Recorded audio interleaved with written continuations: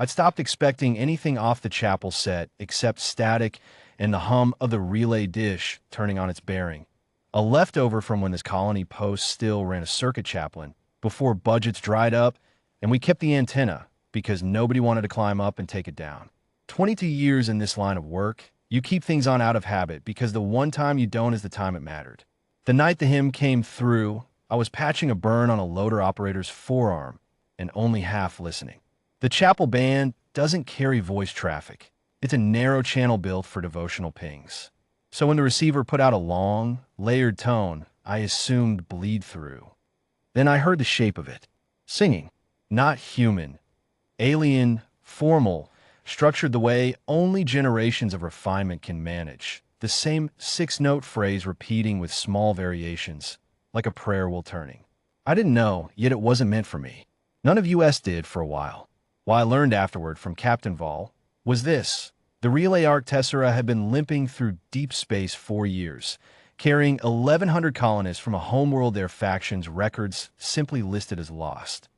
Their chaplain, an old man named Orrin Mest, had kept the colony's funerary rites going the whole voyage, singing the dead into whatever came after, by a tradition older than their faction's first starflight. 3 weeks before they reached our system, the Tessera's reactor began failing past their engineers' ability to reverse it. Orrin Mest, dying himself of something the medical bay had no answer for, recorded what he believed would be the colony's final rite, a hymn for the old chapel band, aimed at nothing in particular, at whoever their ancestors believed listened across the dark. We did not broadcast that hymn for rescue. Vol told me later, flat, no drama in it. We broadcast it because Orrin asked to be allowed to die, finishing his work. We did not think anyone would hear it. Certainly not anyone like you. That frequency happened to sit, by an accident of physics neither side could have predicted, almost exactly on the human auxiliary chapel band. The same dead channel I kept warm out of habit, 2 systems, and 1 badly drawn jump lane away. The Coldwater Run picked it up 40 minutes later. She wasn't a warship, and wasn't much of a freighter by the time she limped into our system. Damaged 3 weeks earlier hauling salvage out of a debris field that held more debris than the manifest promised, running on a patched hull, 1 working drive of 3, and a crew of 9 who hadn't slept properly since. She was armed past anything her paperwork admitted to, because her captain, Reyes Okonkwo Tran, had learned the hard way what freight lanes past the colonial border didn't respect. She wasn't anybody's idea of help by the state she was in. Her comms officer caught it on the emergency band, recognized it as nothing in any human catalog, and woke Okonkwo Tran at 0300 ship time to report a transmission in no known language carrying the signature of a vessel in terminal distress. Okonkwo Tran didn't ask permission from anyone, because there wasn't anyone above her to ask out there. She didn't know who'd sent it or what they wanted. She knew her ship was wounded in 3 weeks from a proper dry dock, and that answering meant burning fuel and risk she had none of to spare. She changed heading anyway, and pushed her 1 good drive past its rated tolerance to close the distance. She said the Tessera sensors picked up the freighter's burned 6 hours out, and the bridge crew spent most of that time arguing about what it could be, because nothing matched, not a faction ship, not a salvage crew on the bled in a frequency, not anything in any registry the colony carried. A wounded ship by the burned signature, coming in hard and straight, on a vector that could only be read as intercept. We assumed it was a predator, Vol told me, something that hunts distress calls. We armed what we could and waited to die fighting rather than dying adrift, which Orrin, before he passed, told us was the better way regardless. The Coldwater Run didn't fire on approach, didn't hail in any threatening register.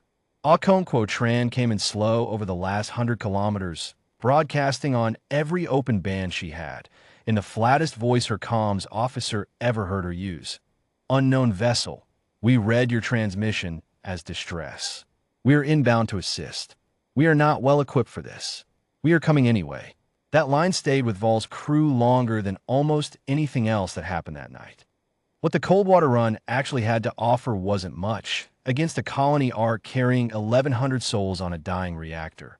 1 patch freighter, a medical bay built for 9, a hold of useless salvage, and whatever Okonkwo trans people could rig for life support using parts scavenged from their own failing systems. Not a fleet. Not, by any honest accounting, enough. They did it anyway, because the alternative was watching it happen on a screen. Okonkwo trans engineer, pretty, rigged emergency power transfer between the two holes through a docking collar setup that wasn't rated for it, and, by his own later admission, shouldn't have held. It held 11 hours. Long enough to stop the Tessera's reactor from actively killing people, not long enough to save it permanently. The freighter's medical bay ran triage on the colony's worst cases in relay shifts, 9 beds doing the work of 90, while Okonkwo Tran burned her last fuel reserve holding both ships in a slow, tumbling orbit. Nobody was confident they'd survive exiting. Oren Mest died 9 hours into the rescue, his hymn still looping on the chapel band. Ball sat with him at the end. The last thing he said, understanding what had come, was that he had not asked for it, had only wanted to finish the rite, and that whatever hurt him had not been called and had come anyway, and he did not know what that meant about the universe, but it seemed worth saying before he went. They lost 41 colonists in transit regardless. Bodies too far gone for even a fully equipped bay to save, let alone 9 beds stretched to 90. They lost the Tessera's reactor for good 4 days later, stabilized only long enough to limp the rest of the way under tow. They did not lose the other 1,159, which was the whole of the math that counted. I met Vol 3 days after both ships made orbit at our field, badly burned, escorting a colony ship dragged through a furnace, captained by a woman who hadn't slept in a week. She walked into my infirmary under her own power, refused a stretcher twice, and the first thing she said to me, flat, careful, the register I'd hear from her again and again over the following weeks, was, "We did not aim that at you. I want that understood before anything else." I told her I understood. I told her it didn't change anything about what happened next. She sat through treatment for smoke inhalation and a fractured wrist she hadn't mentioned until I found it on the scan, and somewhere in there asked me why a wounded ship with nothing to spare had come for a call that was never meant for it. I told her the truth, that I barely knew Okonkwo Tran, but that in this line of work some people hear trouble, and the question of whose trouble it was supposed to be doesn't occur to them in time to matter. Vol looked at that the way you look at a fact that doesn't fit any file you've ever kept. "We have a category for predators," she said. "For traitors, for patrols, for the silence we expected from everyone else. We did not have a category for this." I told her she didn't need one. Just the report filed, the wounded counted, the dead given whatever right she had people left to perform. She nodded slowly, the way a person nods when filing something away to think about later, and asked me to help draft the casualty log instead because that, at least, she knew how to do. We archived Oren Messim, not the man, given to space under their own right before the freighter even reached them, but the broadcast itself, on a chip kept in the Colony Post's old chapel set, the same receiver that caught it in the first place. She told me it felt right that the frequency, which carried it to the wrong listeners, should also be the one that kept it. The Coldwater run limped out 3 weeks later, patched only enough to reach a yard. Okonkwo Tran refusing every offer of thanks from the colony's council with the same flat economy her crew specialized in. The last thing she said to Vol over an open channel was, "Heard you." That's all it was. Then she was gone, and what was left was the field, the 1,159, and a report listing the dead and the saved in 2 columns that didn't balance the way either of us wanted, but didn't need to mean something. I still keep that chapel set on. Vol visits twice a year and always asks if it's still running, and I always tell her yes, out of the same habit that had it on the night the hymn came through. She told me once that her people teach the story differently now, that the version passed to the colony's children doesn't say a wounded freighter answered an accident of frequency. It says help came to those who never called it and stayed past the point it owed them anything, and that this was simply how it had been, the year their God did not answer and someone else did instead.